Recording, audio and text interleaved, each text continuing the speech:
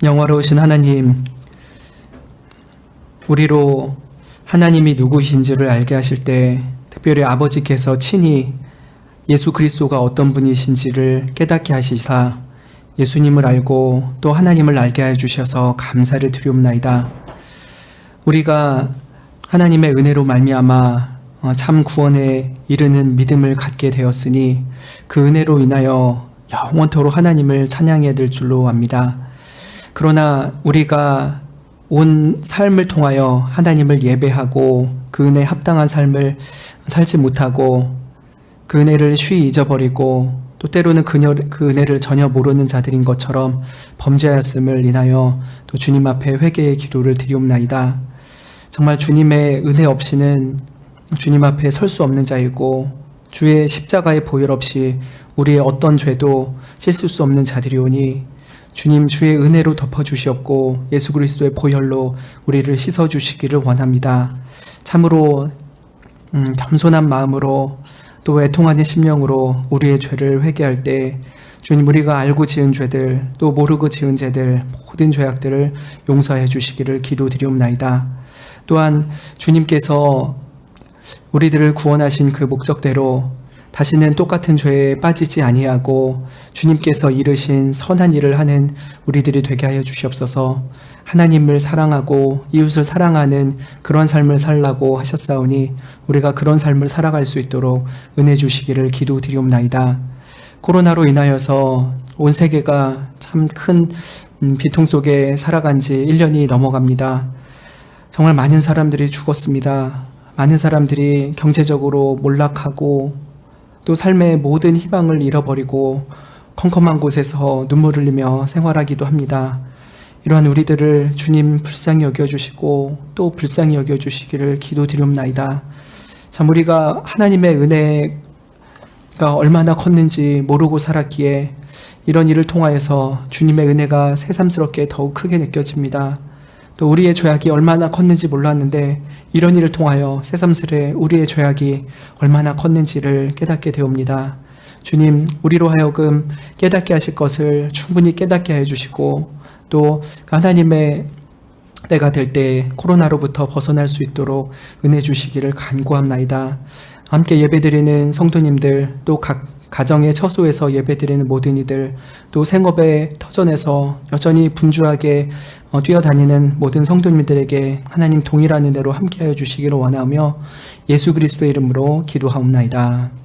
아멘.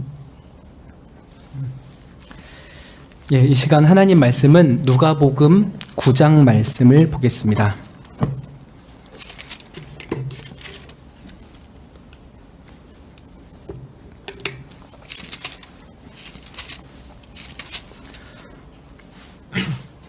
누가복음 9장 49절부터 56절까지 교독하겠습니다.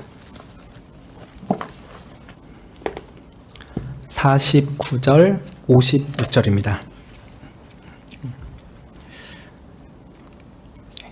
요한이 여짜오되 주여 어떤 사람이 주의 이름으로 귀신을 내어 쫓는 것을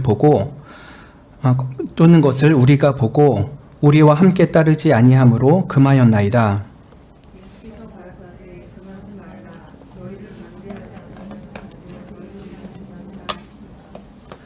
예수께서 승천하실 기약이 차감해 예루살렘을 향하여 올라가기로 굳게 결심하시고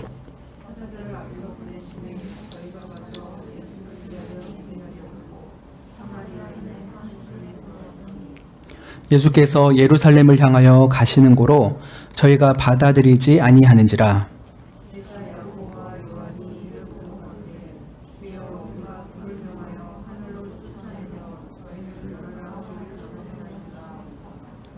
예수께서 돌아보시며 꾸짖으시고 함께 다른 촌으로 가시니라. 아멘. 누가복음 9장 49절 말씀부터 읽었습니다. 오늘 본문은 예수님께서 지극한 겸손으로 이루시는 하나님의 나라의 본질을 오해했던 제자들에 대한 두 가지 에피소드가 기록되어 있는 것입니다. 그 배경을 잠깐 살펴보면요. 누가복음 9장 44절에 예수님께서 이제 변화산에서 내려오시고 귀신 들렸던 아이로부터 귀신을 쫓아내시고 이제 가버나움 집으로 돌아오시는 길에 어떤 말씀을 하십니다. 무슨 말씀이냐면 44절 말씀처럼 인자가 장차 사람들의 손에 넘기우리라 라고 하는 것이죠. 얼마 안 있어서 내가 사람들의 손에 넘겨지고 십자가에서 죽임당하고 3일 만에 살아날 것이다. 이런 말씀을 하신 것이죠. 근데 제자들은 이 말씀의 뜻을 알지도 못했고 또 알고 싶어 하지도 않았습니다. 예수님이 죽는다니 무슨 말이세요? 그런 말씀 하지도 마세요. 그러면서 그냥 귀를 콱 닫아버린 것이죠. 그런데 제자들은 집으로 오는 길에 또 서로 옥신각신 싸웠습니다. 천국에서 누가 제일 크냐는 것이죠. 얼마 전에 예수님께서 장차 인자가 사람들의 손에 넘기우리라 라고 하는 말씀의 뜻이 무엇인지를 정말 모르는 것이었습니다. 예수님의 그 말씀은 자신이 지극히 낮아지시고 곧 십자가에서 죽으시고 그 죽음을 통해서 천국을 이루시겠다라고 하는 것이었죠. 그런데 제자들은 예수님께서 지극히 낮아지심으로 만드시는 그 나라에는 관심이 없었습니다. 예수님께서 장차 이스라엘의 왕이 되시고 우리는 그 왕에서 영의정, 좌의정 하리라 라는 생각으로 누가 더 큰 자리를 차지할 것이냐 이런 것 가지고 싸우고 있었던 것이죠. 그래서 예수님께서 하나님 나라의 겸손함이 무엇인지를 전혀 모르는 이 제자들을 위해서 한 아이를 곁에 세우고 말씀하시죠. 48절에 보면은 누구든지 내 이름으로 이 어린아이를 영접하면 곧 나를 영접하며 또 누구든지 나를 영접하면 곧 나 보내신 이를 영접함이라. 너희 모든 사람에게 가장 작은 그이가 큰 잔이라. 너희 모든 사람의 가장 작은 그이가 큰 잔이라 라고 하시죠. 어린아이를 영접하는 것이 예수님을 영접하는 것이다 라고 말씀하신 게 무슨 말입니까? 이것은 예수님이 겸손과 섬김의 예수님이시니까 그런 예수님을 영접하는 너희라면은 너희들도 지극히 어린 자를 겸손히 섬겨야 마땅하다라고 하는 것을 알리시는 것이죠. 예수님이 이르시는 천국의 나라가 겸손과 섬김의 나라이니까 이 천국에 들어오는 자는 예수님의 겸손과 섬김을 받은 자들이다. 그리고 너희들은 서로 그렇게 겸손히 서로를 섬기는 것이 천국에 합당한 자들이라 라고 하는 것입니다. 누구 하나가 더 커지려고 내가 낮아져야 높아진다고 하니까 의도적으로 겸손한 척하라는 것이 아니라 그런 예수님의 섬김과 겸손을 통해서 하나님 나라에 온 너희들이니까 너희가 서로를 다 그렇게 겸손히 섬기는 것이 마땅하다. 그것이 천국 백성에게 합당한 삶이다 라고 알리시는 것이었죠. 예수님의 이런 천국에 대한 가르침 그리고 참된 제자의 삶이 무엇인지를 알지 못했던 제자들이 두 가지의 사건을 어떻게 겪게 되는지를 오늘 본문에서 살펴보았습니다. 먼저는 49절과 50절에 있는데요. 귀신 쫓는 자를 금지한 사건입니다. 그리고 51절부터 56절에서는 사마리아 사람들에게 막 불을 내리게 해달라 뭐 이런 식의 얘기를 했던 것이죠. 이 두 사건인데 먼저 첫 번째를 보겠습니다. 48절 말씀을 듣고서 요한이 사도 요한이죠. 예수님에게 말씀을 합니다. 주여 어떤 사람이 주의 이름으로 귀신을 내어 쫓는 것을 우리가 봤고 우리를 따라오라고 하는데 그 사람들이 우리를 따르지 않았습니다. 그래서 귀신 쫓지 말라고 저희가 금지를 했습니다. 이렇게 말을 합니다. 주님의 이름으로 귀신을 내어 쫓는 자들 있죠. 여러분 이 주님의 이름으로 귀신을 내어 쫓는 자들은 정말 예수님을 믿는 참된 신자일까요? 아닐까요? 예수님의 이름으로 귀신을 내어 쫓는 사람들인데 왜 예수님을 안 쫓았을까요? 그러면은 예수님의 이름을 빙자해서 어떤 자기의 종교적인 영향력을 행사하려는 거짓 선지자들이었을까요? 아니면 정말 예수님을 믿고 그 예수님의 이름으로 귀신을 내어 쫓는 자들이었을까요?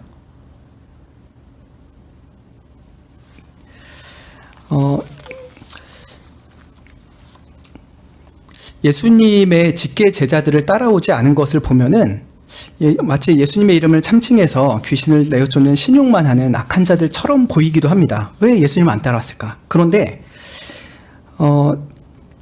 예수님의 말씀을 들어보면은 그들이 참된 신자로 보입니다. 왜 그러냐면 예수님이 만약에 그들이 거짓 선지자들 같은 자였으면은 잘했다 제자들아, 그놈들 내 이름 가지고서 귀신 쫓아내는데 사실은 악한 자들이다, 아주 잘했다 하면서 칭찬하셨을 거예요. 근데 예수님이 그런 말씀 안 하시죠.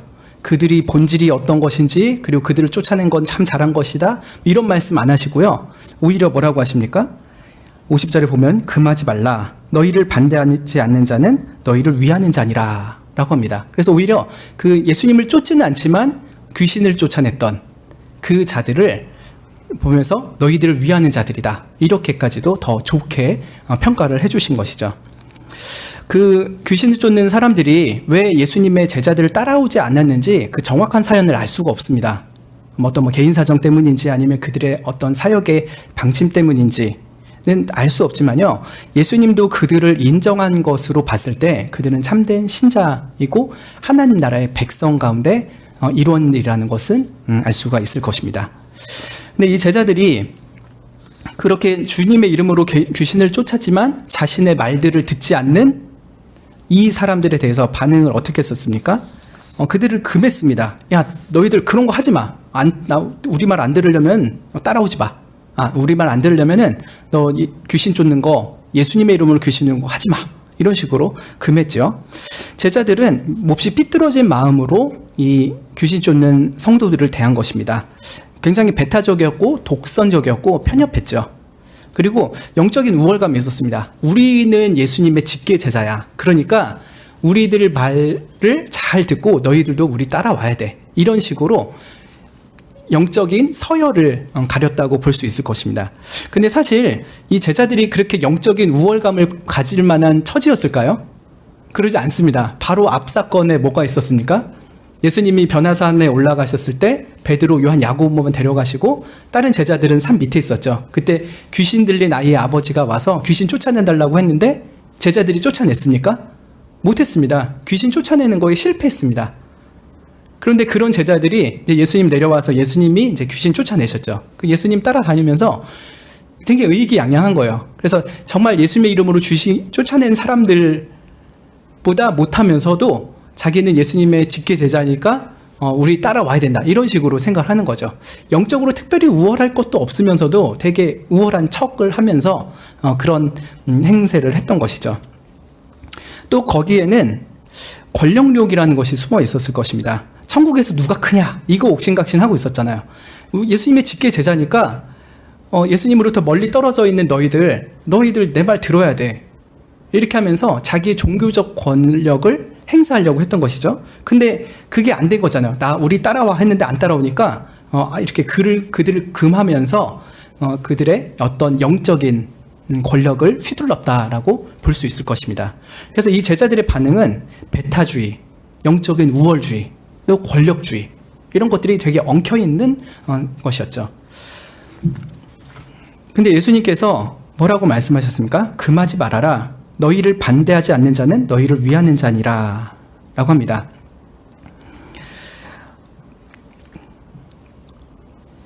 예수님께서는 그 귀신을 쫓아내는 자들을 보면서 너희들을 반대하지는 않았지 않냐, 그러면은 너희들을 위하는 것이다 라고 말합니다. 앞으로 장차 천국 복음 사역을 해나가는 데 있어서 너희들과 꼭 같이 다니지는 않고 너희들의 무리에 섞여 있지는 않을지라도 분명히 예수 그리스도 안에서 그 사역들을 감당한다면은 너희의 동역자들이고 너희와 함께하는 자들이다 라고 말씀을 하시는 것으로 해석이 됩니다.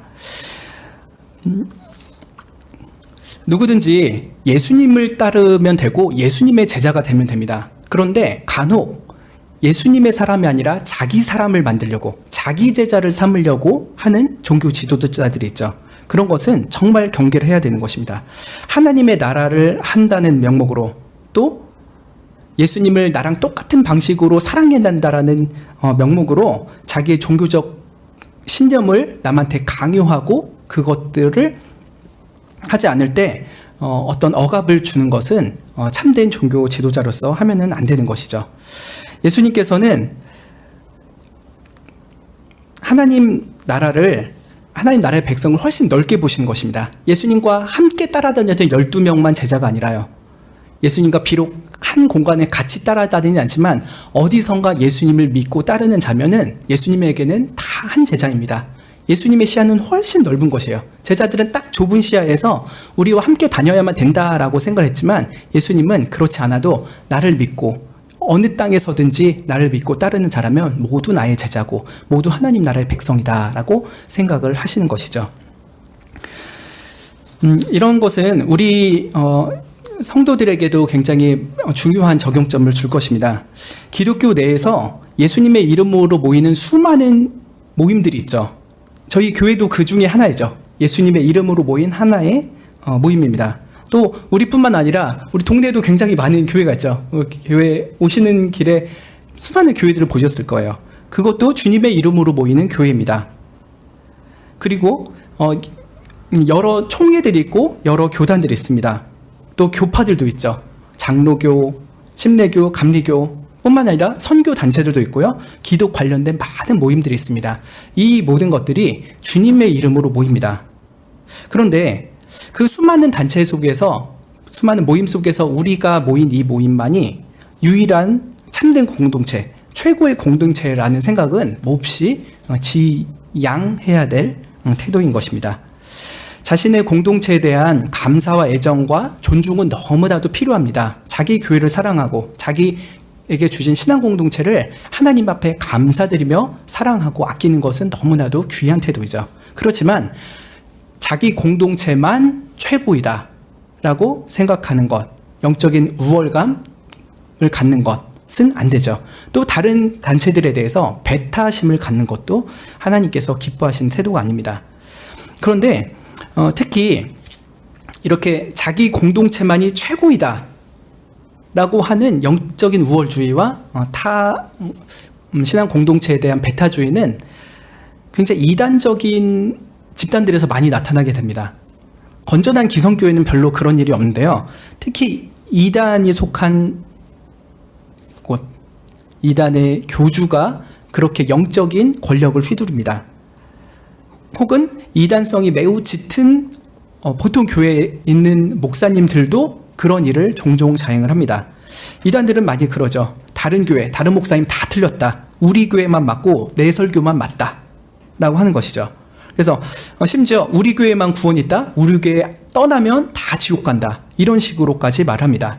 하나님의 종인 내 말에 거역하면 너희들 하나님한테 저주받는다. 그러면서 때로는 설교 강단에서, 때로는 교회 생활 속에서 직간접적으로 강력하게 자기의 종교적 권력을 행사하려고 하는 것이죠. 그러면은 목사들이 그렇게 할 때 성도들은 목사로부터 영적인 우월감을 느끼고 목사를 신격화하게 되고 또 절대 권력하게 됩니다. 목사나 교주들이나요. 그러면서 그 교주나 목사들은 성도들을 영적으로 조정하고 통제하게 되죠. 예수님의 제자를 만드는 게 아니라 자기 제자 만들어서 그렇게 휘두르는 것이죠. 그래서 심지어 그런 목사나 교주에게 성적인 해악을 당해도 나가야겠다는 생각도 안 하고 신고해야겠다는 그런 생각도 안 하기도 합니다.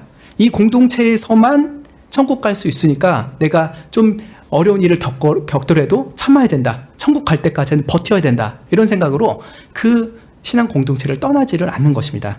그러나 사실은 그렇게 하는 것은 참된 신앙 공동체가 아닙니다. 하나님께서 말씀하시는 천국이 아닌 것이죠. 예수님께서 지극한 겸손과 사랑으로 섬김으로써 구원을 받고 하나님의 백성이 되는 곳이어야 되는데, 그것이 아니라 예수님이 아니라 그 목사의 말, 그 교주의 말 때문에 그 교회 공동체에 속해 있고 그걸 천국이라고 생각하는 것은 큰 착각인 것입니다. 그런 데서는 빨리 나와야 되는 것이죠. 그런데 참 안타깝게도요, 이러한 다른 교회에 대한 연합의 모습들이 참으로 적습니다. 한국교회의 분열상을 보면은 너무나도 심각하죠.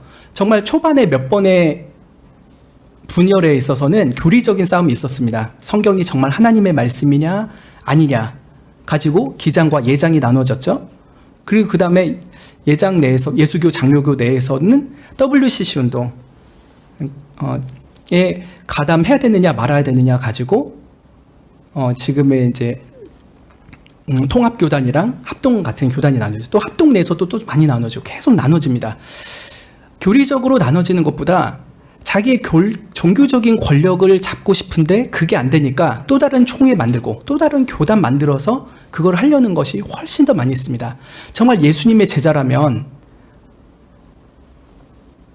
그렇게 하면 안 되는 것이었죠. 그런데 참 그런 일들이 많이 저질러져 왔고, 그래서 한국교회가 하나님 나라가 무엇인지를 잘 드러내지 못하는 상황 속에 처해 있는 것입니다.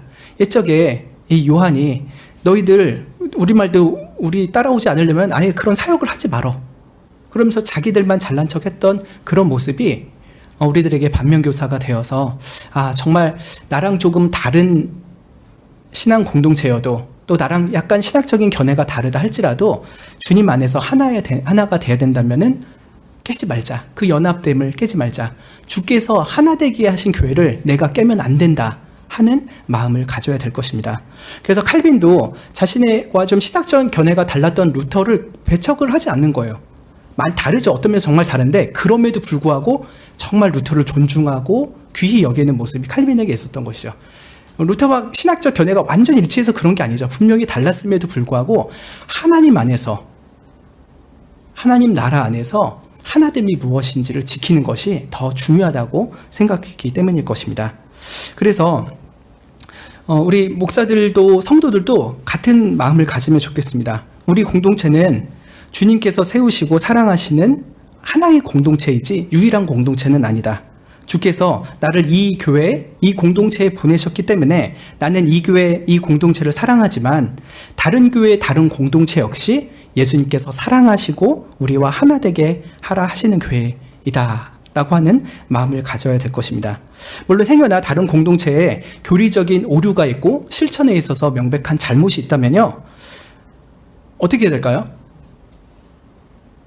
그럴 때는 최대한 만나고 잘 친절하게 가르치고 또 사랑으로 품어주려고 애써야 됩니다.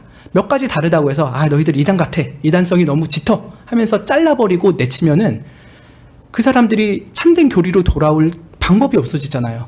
참된 교리를 우리가 알고 있다면 참된 사랑을 가지고 그들을 끝까지 붙잡도록 애쓰고 애써야 될 것입니다.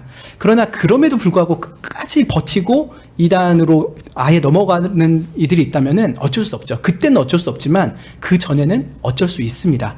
그리고 어떻게 해야 됩니다. 섣불리 자르지 않고 우리랑 조금 다른다고 다 잘라내면요, 어떤 교회와 연합할 수 있겠습니까? 심지어 개혁교회 내에서도 다르잖아요. 개혁교회 내에서도 예배의 방식이 다르고 교회의 실천과 관습이 다르고 다른 면이 있습니다. 나는 개혁교회고 저기도 개혁교회라고 하는데 달라.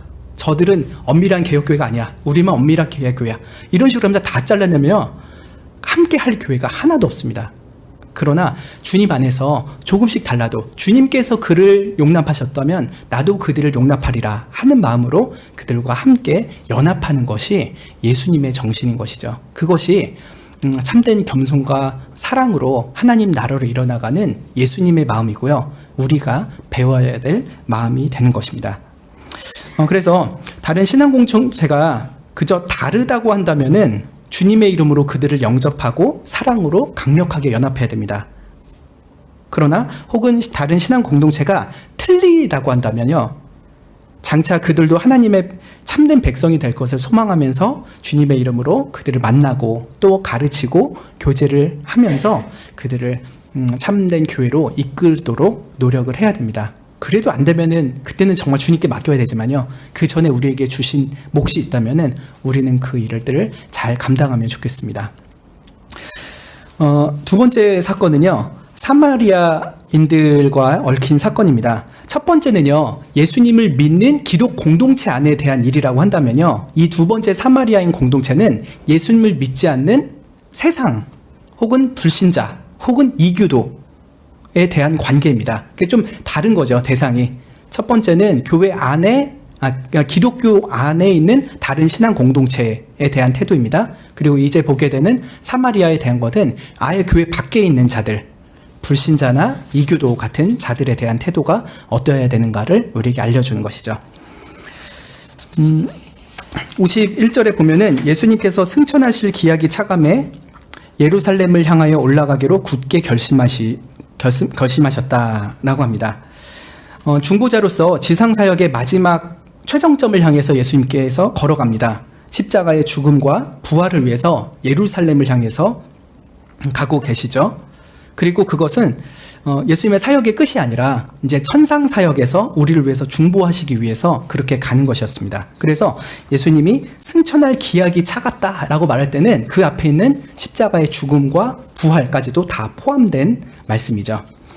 근데 예수님께서 승천하실 기약이 차가서 예루살렘을 향해서 올라가십니다. 그런데 예수님이 갈릴리 북쪽에 있는 가버나움에 사셨잖아요. 근데 이제 예루살렘은 쭉 남쪽으로 내려가야 됩니다. 근데 남쪽으로 내려가는 최단 코스는 사마리아를 관통해 가는 것입니다. 만약에 이 사마리아를 피해서 가면은 이렇게 돌아서 가야 하기 때문에 시간도 많이 걸리고 좀 더 피로해지겠죠. 그래서 예수님은 이제 관통하는 길을 선택하셨을 것입니다. 그러나 그런 어떤 몸의 피로도를 줄이기 위함만이 아니라 그곳에서 있는 사건 통해서 제자들에게 뭔가를 가르치기 위해서 일부러 그 코스를 선택했다라고 생각할 수 있을 것입니다. 예수님께서 제자들에게 사마리아에 먼저 가서 좀 쉴 곳을 예비하라, 이렇게 준비해 놓으라라고 했습니다. 아마 이제 여관 같은 곳을 빌려서 잠시 좀 쉬고 어쩌면 하룻밤 자고서 가게끔 준비하라 하시는 것이었겠죠. 그래서 52절 보면은 사자들을 앞서 보내심에 저희가 가서 예수를 위하여 예비하려고 사마리아인의 한 촌에 들어갔습니다. 제자들이 이렇게 갔죠. 53절. 근데 이 사마리아 사람들이 어떻게 반응을 합니까? 예수께서 예루살렘을 향하여 가시는 고로 저희가 받아들이지 아니한지라 라고 합니다. 사마리아인들이 예수님 일행을 거부했어요. 출입 금지를 한 것이죠. 근데 왜 그랬냐 하면은 예수께서 예루살렘을 향하여 가셨기 때문이다 라고 합니다. 이게 왜 그럽니까? 예수님이 예루살렘을 향하여 간다는 것은 예루살렘에서 예배드리기 위함인 것이고 그것은 사마리아인들에게는 너무나도 불편한 일이었기 때문에 그렇습니다. 왜냐하면 사마리아 사람들이랑 이 유대인들이 이 종교 문제 가지고 엄청나게 많이 싸웠잖아요. 그 역사가요, 예수님 전에 한 700년 전부터 시작했나? 700년 묵은 갈등인 거예요. 700년. 그게 어떻게 됐는지 말씀을 드리면요. 열왕기하 17장을 보면은 이 사마리아인들이 어떻게 처음 생겼는지가 기록되어 있습니다. BC 722년에 아수르 왕이 북이스라엘을 멸망시켜 버렸죠. 그리고서는 아수르의 넓은 땅에 있었던 여러 나라 사람들을 이 북이스라엘 땅으로 강제 이주를 시킵니다. 그러니까 이방인들이 북이스라엘 땅에 대거 들어와서 집단 거주를 하기 시작한 거예요. 또 반대로 북이스라엘에 살던 이스라엘 10지파를 아수르 전역으로 흩어버립니다. 그러니까 이 북이스라엘에 남아있는 이스라엘 10지파랑 아수르 여러 속국에서 잡혀온 사람들이 섞여서 살 수밖에 없었습니다. 그런데 처음에는 종교적으로만 혼합이 됐어요. 이방인들이 자기 종교들을 막 가지고 왔었죠. 그리고 이 북이스라엘은 이미 여호와 신앙에서 어느 정도 떠나 있었잖아요. 금송아지 우상 숭배하고 바알 숭배하고 여러 가지 우상을 숭배하고 있어서 이 북이스라엘 땅에서 혼합 종교가 굉장히 많이 퍼지게 되었습니다. 그런데 이게 한 세대, 두 세대 이렇게 가면서 종교가 혼합되는 것을 더해서 사람들도 혼합이 되는 거예요. 이방인이 유대인 그 이스라엘 10지파랑 결혼하고 이러면서 혼혈아들이 막 생기게 되죠. 그래서 혼합 종교, 혼합 인종들이 많이 양산됩니다. 그 인종들이 바로 사마리아인인 것이죠. 그래서 남유다 입장에서 봤을 때는 이 북이스라엘에 사는 이 사마리아인들은 순수한 하나님의 백성도 아니고 순수한 이방인도 아니고 그 이도 저도 아닌 그 혼혈종인 것이에요. 굉장히 경멸을 합니다. 그리고 그 후로부터 200년이 지나서요. 그때는 이제 남유다도 망했다가 바벨론으로 포로로 갔다가 이제 다시 돌아왔어요. 1차 바벨론 귀환민들이 예루살렘 성에 그 터전을 마련을 했습니다. 그리고 그 다음에는 예루살렘 성 위에 예루살렘 성전 그 본관을 세우려고 했던 것이죠. 근데 이 북쪽에 살던 사마리아인들이 내려와가지고 우리도 같이 예루살렘 성전 짓자, 본관 같이 짓자 이렇게 말합니다. 근데 1차 포로 귀환민의 대장이었던 스룹바벨, 또 여러 예수와 같은 족장들이요, 사마리아인들과 동역하면은 영적으로 타락하게 될 것이 뻔하다고 생각합니다. 그들은 혼합 종교자들이잖아요. 그러니까 저들과 동역하면 예루살렘에서 여호와를 온전히 예배드리는데 반드시 실패할 것이다 해서 사마리아인들을 단호하게 거절합니다. 그러자 그 사람들이 너무 뿔이 납니다. 이게 순수한 여호와 신앙이라기보다는 아무튼 굉장히 꼬여 있죠. 이 사마리아 사람들이. 그래가지고 그때부터 건축을 방해하기 시작해가지고 16년 동안이나 예루살렘 성전 본관을 못 짓습니다. 그리고 나중에 이제 겨우겨우 짓게 됩니다. 그런데 또 100년 후까지 이번에 예루살렘 성전 외곽 성벽 있잖아요. 그 성벽을 재건하려고 하는데 사마리아인들이 또 와서 방해를 합니다. 그러니까 건축 문제 가지고서도 굉장히 사마리아인들과 남유다 사람들이 갈등이 심했던 것이죠. 100년 동안 그 건축 가지고 싸움을 했던 것입니다. 그리고 나서 사마리아인들이 예루살렘 성전을 경쟁하기 위해서 자기들도 나름대로의 성전을 하나 따로 짓습니다. 어디에 짓습니까? 그리심산입니다. 그리심산에 자기들을 위한 성전을 지어 놓았죠. 그런데 그 BC 129년에 그 유다의 마카비라는 왕조가 있었는데 거기서 요한 힐카누스라는 사람이 그 그리심산에 있는 사마리아인들의 성전을 부셔버립니다. 그러니까 이 사마리아인들은 너무 화가 나겠죠. 같이 성전을 짓자고 해도 안 하고 우리가 또 지어놨더니 그걸 부셔버리네 이러면서 너무너무 사이가 안 좋았습니다. 그래서 요한복음 4장에 보면은 사마리아 여인이 말하잖아요. 유대인이 사마리아인과 상종치 않는데 왜 저한테 물 달라고 하십니까? 우리는 철천지 원수지간이잖아요. 이게 저희 보십시오. 일본이랑 우리나라 원수지간이 몇 년입니까? 뭐 임진왜란 좀 전까지만 해도 200년이 안 되는 일이죠. 근데 이들은 700년을 넘게 이렇게 원수지간으로 지냈으니 그 서로를 사랑하고 화해하고 이런다는 건 전혀 꿈에도 생각하지 않습니다. 어떻게든 저놈들 좀 벌받으면 좋겠다. 이런 생각으로 살았던 것이죠. 그런데 그런 예수님과 예수님의 제자들이 예루살렘을 향해서 예배드리러 간다라고 하니까 이 사마리아인들이 좀 편히 쉬셨다 가십시오 이렇게 할 수 있을까요? 그럴 수가 없습니다. 그냥 동네를 차단해버리고 매몰차게 쫓아냈죠. 그러자 야고보와 요한이요 어떻게 반응을 합니까? 근데요, 죄송해요. 근데 예수님께서 이 사마리아 여인, 그 우물가의 여인이랑 대화를 하시고서 그 여인이 예수님이 구약 성경에서 말했던 메시아라는 것을 깨닫게 되죠. 그녀가 예수님을 처음 믿었습니다. 그리고 그녀가 동네 사람들한테 뛰어가가지고 예수님을 전해서 그들도 사마리아 사람들의 많은 사람들이 예수님을 믿게 되었습니다. 그리고 이틀 동안이나 예수님 더 붙잡아 두면서 예수님이 세상에 참 구주이신 줄 이제 알았다라고 하면서 신앙을 고백하게 됐던 게 이 사마리아 성 사람들입니다. 그런데 지금 예수님과 제자들이 예루살렘 가려고 하는데 막는 사람들은 누굴까요? 제 생각에는 그 사마리아 우물가 여인 때 예수님을 믿었던 동네 사람들이 아니라 좀 다른 동네 사람인 것 같습니다. 사마리아 성이라는 큰 성 안에는 있지만 좀 약간 구역이 달라가지고 그러지 않았을까 이렇게 생각을 해보게 됩니다. 그런데 이렇게 사마리아인들이 예수님을 극렬하게 반대하자 야고보와 요한이 어떻게 반응을 합니까? 54절을 보시면 제자 야고보와 요한이 이를 보고 가로되 주여 우리가 불을 명하여 하늘로 쫓아내려 저희를 멸하라 하기를 원하시나이까? 라고 말합니다. 야고보와 요한 둘이가 형제잖아요. 근데 마가복음 3장 17절에 보면은 이 형제를 보아너게라고 부릅니다. 무슨 말입니까? 우레의 아들이라는 것입니다. 천둥. 그러니까 너무 성질이 불같은 형제였나 봐요. 보통 한 형제가 그러면 한 형제가 집안의 평화를 위해서도 좀 잠잠하잖아요. 근데 어떻게 이 집은 두 형제가 다 다혈질이라고 해야 될까요? 막 욱합니다. 근데 또 이런 사람들이 또 의리가 되게 좋잖아요.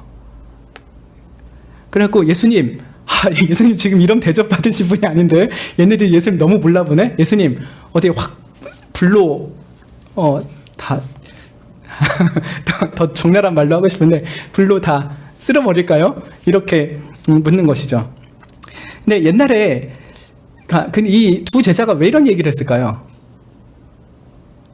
옛날에 엘리야가요 북이스라엘 왕이 사마리아에 있었죠. 그 사마리아에 있는 왕이 신하들을 보내가지고 엘리야 잡아오려고 했을 때 엘리야가 불을 내려가지고 죽였던 사건이 몇 번 있습니다. 3번 이렇게 있었죠. 2번 있었고 이제 3번째는 안 했었는데 그 사건을 연상한 것 같습니다. 사마리아에서 예수님을 대적하는 사람들, 이것들은 엘리야 때처럼 불로 심판했나 이런 마음이 있었겠죠. 그런데 또 최근에 불과 며칠 전에요.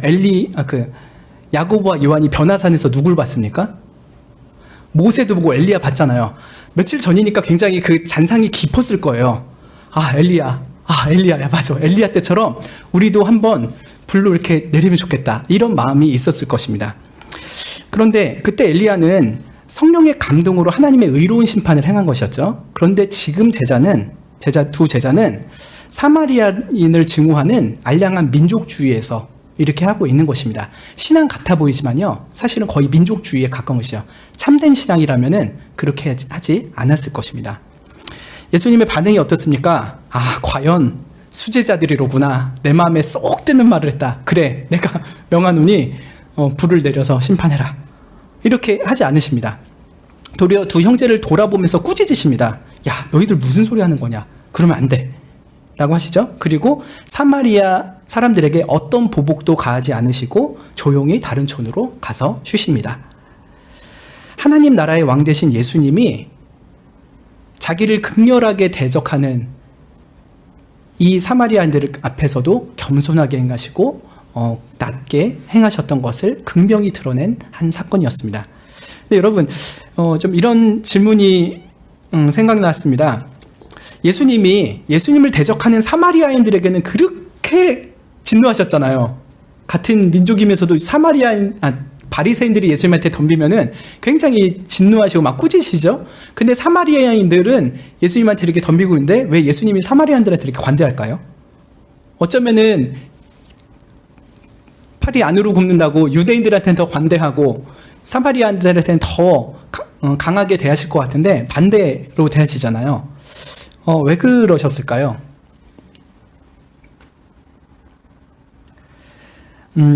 몇 가지 이유가 있을 수 있겠지만 제가 드는 생각은 사마리아인은 이미 예수님에 대해서 구약 성경에서 많이 배웠고 하나님 말씀을 충분히 아는 사람들입니다. 그런데도 자기들의 종교적 기득권을 고수하고 자기의 의를 세우려고 참된 메시아요 하나님의 의신 예수님을 배척하고 몰아낸 것이죠. 그들은 알면서 죄를 지었기 때문에 더 큰 꾸지람을 듣는 것이었습니다. 그런데 사마리아인들은요, 사실 율법을 잘 모릅니다. 오랫동안 거의 700년 동안 혼합 종교 속에서 있었기 때문에 여호와를 믿는 듯 하지만 제대로 예수님에 대해서 알 수가 없는 사람들입니다. 그래서 모르고 예수님을 배척하는 면이 더 크기 때문에 예수님은 사마리아인들에게 훨씬 더 관대하게 대하셨다라고 생각할 수 있을 것입니다. 디모데전서 1장에서도 사도 바울이 자기 얘기를 그렇게 합니다. 내가 전에는 회방자요 핍박자요 포행자였는데 도리어 긍휼을 입은 것은 내가 믿지 아니할 때 알지 못하고 행하였습니다 라고 하죠. 잘 알지 못하고 그렇게 했던 것에 대해서 예수님께서 자기에게 긍휼을 베푸셨다라고 하는 것이죠. 물론 사도 바울도 바리새인으로서 알만치 알면서도 그렇게 했지만 정말 하나님에 대해서 제대로 알지 못했던 것에 대해서 이렇게 용서를 베풀어 주셨다라고 말씀하는 것이죠. 그런데 예수님께서 지금 이 사마리아 백성들에게 훨씬 더 이렇게 관대했던 또 다른 이유, 더 큰 이유가 있다라고 생각이 듭니다. 무엇이냐면 예수님의 하나님 나라의 백성 안에 이 사마리아인들도 포함되어 있기 때문에 그렇습니다. 내 양 우리 안에 들지 아니한 우리 밖에 있는 어떤 양들이라고 생각하셨기 때문이죠. 그래서 어떻게 합니까? 사도행전 1장 8절을 보면 알 수 있습니다. 예수님께서 제자들에게 승천하시기 전에 하신 말씀이 무엇입니까? 오직 성령이 너희에게 임하면 너희가 권능을 받고 예루살렘과 온 유대와 사마리아와 땅끝까지 이르러 내 증인이 되리라 라고 말씀하셨죠. 먼저는 예루살렘에 있는 사람들에게 복음을 전해라. 그리고 그 다음에는 온 유대 땅 다 다니면서 복음을 전해라. 그런 증인이 되라 라고 합니다. 그리고 세 번째 단계가 바로 사마리아입니다. 700년 동안이나 원수처럼 지냈던 이 사람들에게 너희들은 반드시 가서 내 증인이 되라. 내가 이루고자 하는 하나님의 나라가 참된 겸손과 섬김의 나라이고, 그것을 위해서 예수님이 이 땅 가운데 인간의 모습으로 오셔서 우리를 대신해서 죽으시고 우리를 위하여 다시 살아나셨다는 그것을 너희가 다 봤으니 너희가 사마리아 사람들에게 가서 내 증인 되어야 된다 라고 말씀하신 겁니다. 그리고 그 다음에 온 세상으로 다니면서 복음을 전하라 라고 하신 것이죠. 실제로 예수님의 나라의 큰 그림 안에는 사마리아 복음화가 명확하게 있는 것입니다. 그것을 염두에 두면서 지금 이 자신을 쫓아내는 사마리아 백성들을 예수님께서 불로 심판하지 않으시고 그대로 넘어가신 것입니다. 예수님이 이 사마리아 복음화되는 게 언제 일어납니까? 예. 사도행전 1장부터 7장까지는 예루살렘에서 복음화가 이루어집니다. 그런데 8장에서 스데반이 순교를 당하잖아요. 그래가지고 7장에서 순교를 당하죠. 그래서 예루살렘 교회에 큰 핍박이 일어나자 사도들만 예루살렘 땅에 남고 많은 성도들이 유대와 사마리아 모든 땅으로 흩어졌다라고 사도행전 8장이 말씀합니다. 우리 사도행전 8장을 좀 찾아보면 좋겠습니다.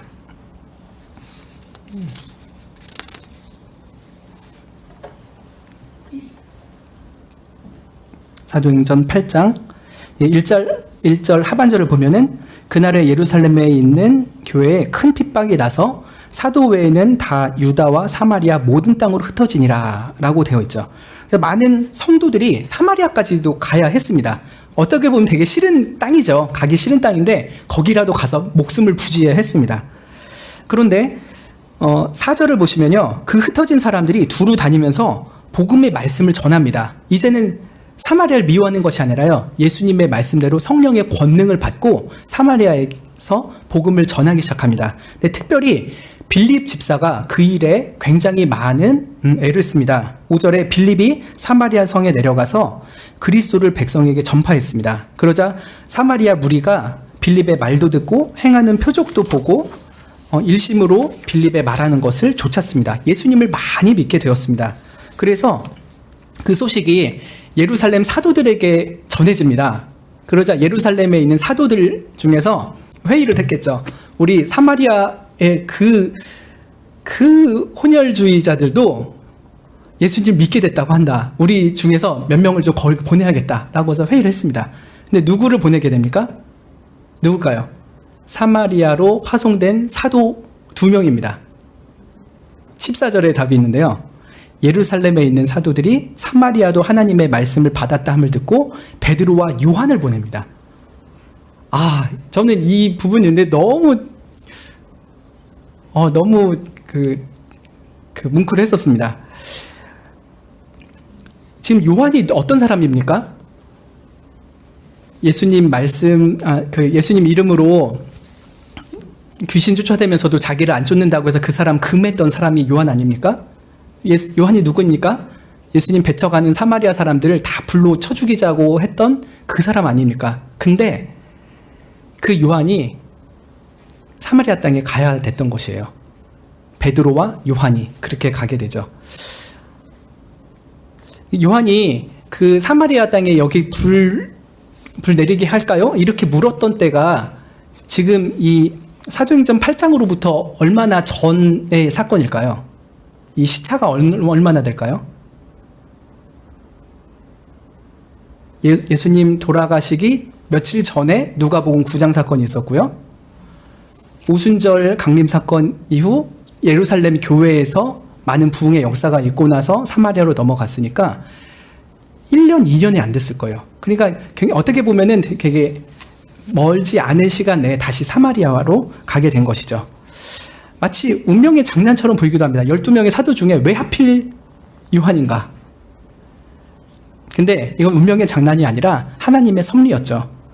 우리의 아들 요한을 사랑의 사도로 빚어내시기 위해서 하나님께서 요한을 보내신 것입니다.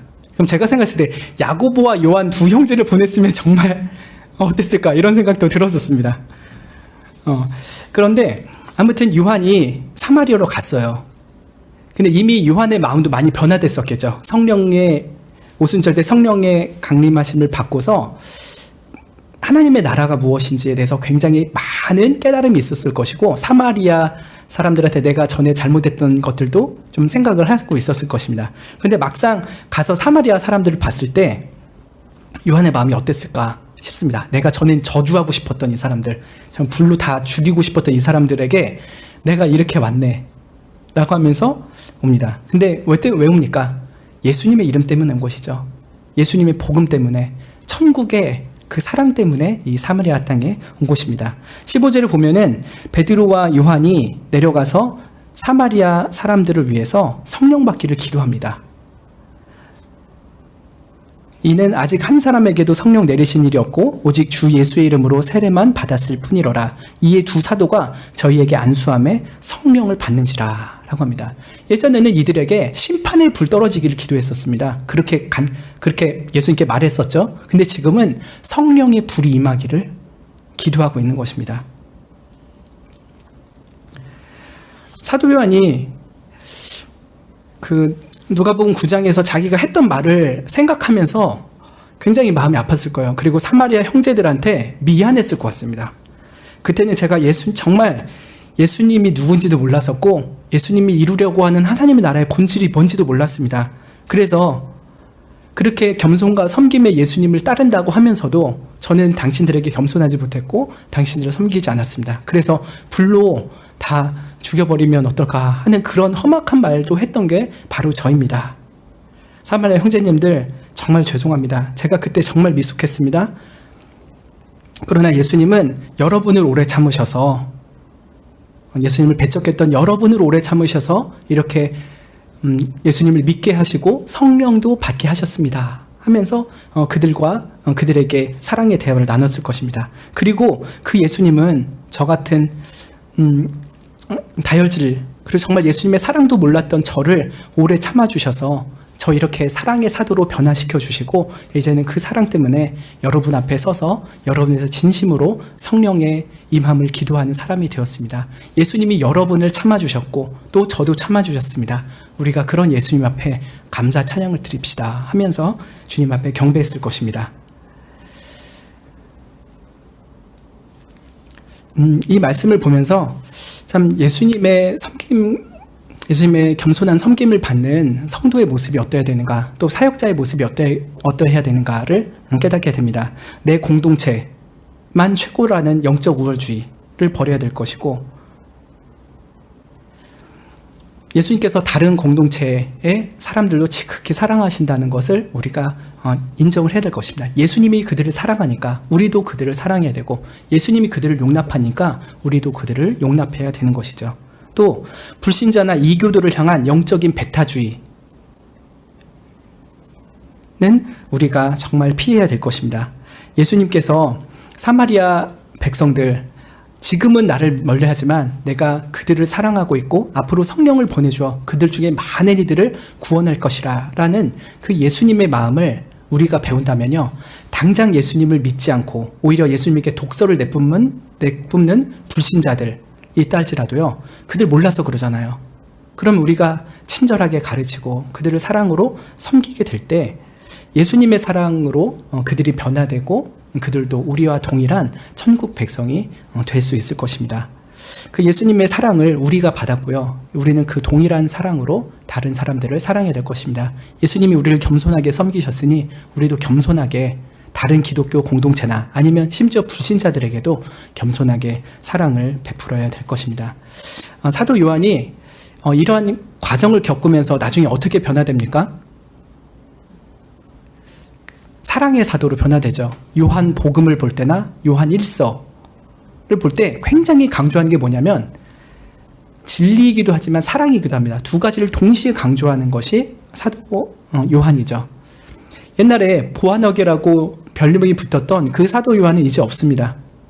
정말 예수님 안에서 지극한 사랑을 받았고 이제는 그 사랑을 베풀고자 설교할 때마다 또 성경을 쓸 때마다 사랑을 그렇게 강조했던 사랑의 사도로 변화되게 된 것이죠. 우리도 많이 미숙하죠. 다른 신앙 공동체에 대해서 배타적이고 다른 성도들에서 비판적이고 그런 모습들이 있습니다. 또 불신자들에게서 왜 저렇게 사나, 왜 이렇게 하나님 모르나 하면서 오히려 우리들의 거저받은 은혜에 대한 생각보다 그들이 받지 못한 것에 대해서 타박하고 비난할 때도 있지 않습니까? 그러나 이러한 우리들을 예수님께서 끝까지 사랑하십니다. 그래서 우레와 같은 우리들의 성품을 변화시켜 주셔서 따뜻하고 겸손한 사랑의 사람으로 변화시켜 주실 줄 믿사오니 우리가 그런 예수님을 붙잡고 살아가면 좋겠습니다. 기도하심으로 설교를 마치겠습니다. 하나님, 예수님의 그 사랑이 무엇인지 잘 알지 못하여서 젊은 시절 많이 실수도 하고 좌충우돌하기도 하고 많은 사람들에게 못할 말도 하고 상처를 줍니다. 이렇게 어리석고 미숙한 우리들을 지금까지도 참아주시고 똑같은 사랑으로 용납하여 주시고 받아주셔서 참 고맙습니다. 그 사랑을 깨닫는 만큼 우리도 다른 이들을 더욱 용납하고 또 용서하고 사랑으로 섬길 수 있도록 은혜 주시기를 원합니다. 정말 성령께서 우리에게 임하여 주시사 그런 놀라운 영적인 변화와 성화가 일어날 수 있도록 우리 가운데 성령을 보내주시옵소서. 성령의 충만함을 주시옵소서. 예수님의 이름으로 기도드립니다. 아멘. 주님께서 가르쳐 주신 기도 아뢰므로 수요일 저녁 기도회를 마치겠습니다. 하늘에 계신 우리 아버지여, 이름이 거룩히 여김을 받으시오며 나라의 임하옵시며 뜻이 하늘에서 이룬 것 같이 땅에서도 이루어지이다. 오늘날 우리에게 일용할 양식을 주옵시고 우리가 우리에게 죄 지은 자를 사하여 준 것 같이 우리 죄를 사하여 주옵시고 우리를 시험에 들게 하지 마옵시고 다만 악에서 구하옵소서. 대개의 나라와 권세와 영광이 아버지께 영원히 있사옵나이다. 아멘.